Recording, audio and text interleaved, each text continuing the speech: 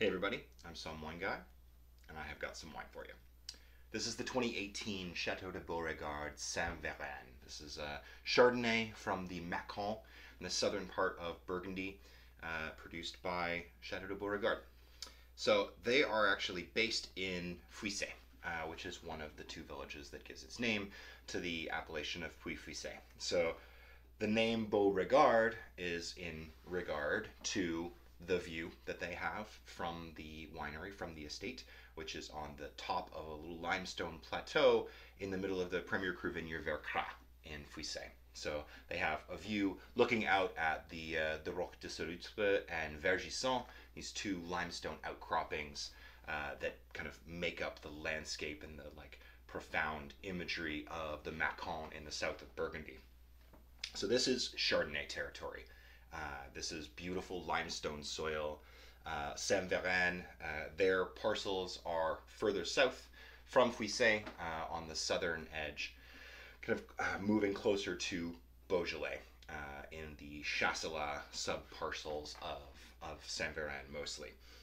South exposed, rocky limestone soils, average 40-year-old Chardonnay vines, all taken care of by hand, all fermented in a mix of stainless steel and neutral oak casks. So they're not trying to add oak character here. The oak that they are using in small quantities is mostly neutral to kind of add richness, add body, add texture, add additional dimensions, and really just respecting the fruit itself and letting it shine in the way that Mâcon Chardonnay is so wont to do. I think that Mâcon Chardonnay provides some of the best values in white Burgundy, period. Burgundy is expensive. We know that Burgundy is expensive. And so us sommeliers and discerning consumers have been pushing outside into what were considered at one point to be the kind of the edges of good quality terroir, the Haute-Côte and Mâcon and parts of even moving up and north towards Chablis. But Saint-Véran, I think, especially in the vintage of 2018, which is spectacular and has great richness and ripeness, is a really, really great introduction to Mâconnais Chardonnay if you have never had one. So the winery itself dates back to the early 1800s. The family, which is Joseph Bourrier, is the current head of the estate, took over the property in the late 1850s and has been in their family ever since. This is one of their kind of flagship wine estates. They have a number of estates kind of scattered throughout the Mâcon, but Château de Beauregard is their piece de résistance. So, yeah. Chardonnay makes me happy. I mean, you can have the constant fighting of like, what's the best white grape variety, whether it's Riesling or is it Chardonnay or is it somewhere else, but I think it's probably one of those two. And sometimes I want to say Riesling and sometimes I just want to say Chardonnay because that is just so pretty. It's all of this ripe tree fruit. There's golden delicious apple, honey crisp apple, yellow pear. Because there's not any new oak here to interfere with the expression of the fruit, it's just so round and generous. There's a little bit of like a honeyed note to it. It has this slightly kind of maybe pushing tropical-ish kind of character, like a little bit of melon or cantaloupe, but restrained. It's not blown out. It's not like a really ripe California Chardonnay where everything is tropical fruit, pineapple. This is still kind of on the more restrained side of things. Chalky, crushed white stones, like, yeah, sidewalk chalk. It's a little bit of riper citrus here too, orange or tangerine, orange blossom, hawthorn, honeysuckle, white flowers. And then again, it just keeps going back to that really beautiful, ripe, pomaceous apple and pear.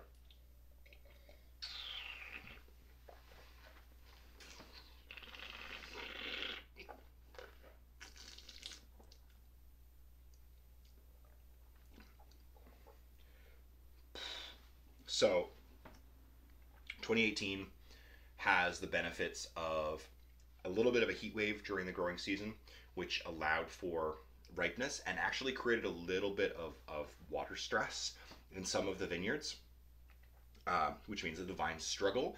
And when they struggle, it's like think about you do better when you like are pushed to your limits, and grapevines kind of function a little bit the same way, where when they have challenges in the growing season, managed ones, of course, but that can create some very complex flavors and development in the fruit that then becomes beautifully complex wine.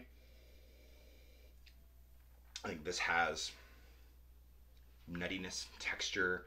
They do about 6 to 8 months on the lees and aging in barrel to give it a little bit more body and character. But again, not trying to mask the ripeness of the fruit or the freshness of the character of the vintage.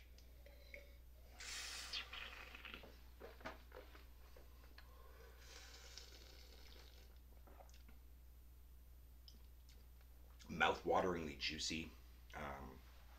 Sometimes some vintages not managed properly, not picked at the right time, you can have flabby Chardonnay. You can have overly heavy Chardonnay. It doesn't have the balance point of acidity to keep your palate refreshed while you're enjoying something that maybe is on the richer side. And I think that this pushes past medium bodied. This is medium plus bodied for a white, but everything in check. Alcohol, texture, fruit concentration, acidity, the length, and the lingering flavor of the wine is wonderful.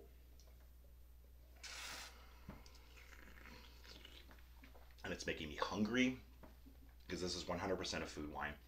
I'm not going to say don't just sit and drink this wine, because it is delicious and it's great for just drinking, but this wine is really, really going to show its best when you do it with food.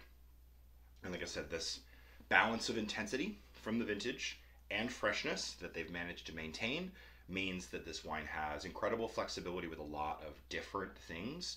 You want to go very simple, very traditional, just roast chicken and roasted root vegetables, great. You want to do creamy pasta, awesome. This has enough acidity, cut right through it. You want to do something a little bit more extravagant. You want to do like a pork curry, coconut and lemongrass and all of these herbs and spices. Don't go too spicy, you don't need that, but the richness and the flavor and the layering of spices is going to be fantastic here. You could do baked fish, you could do seafood.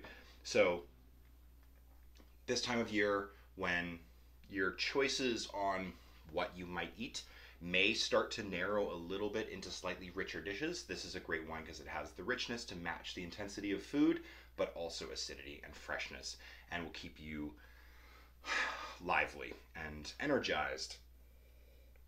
And it's delicious. Did I mention that already? I think I mentioned that already.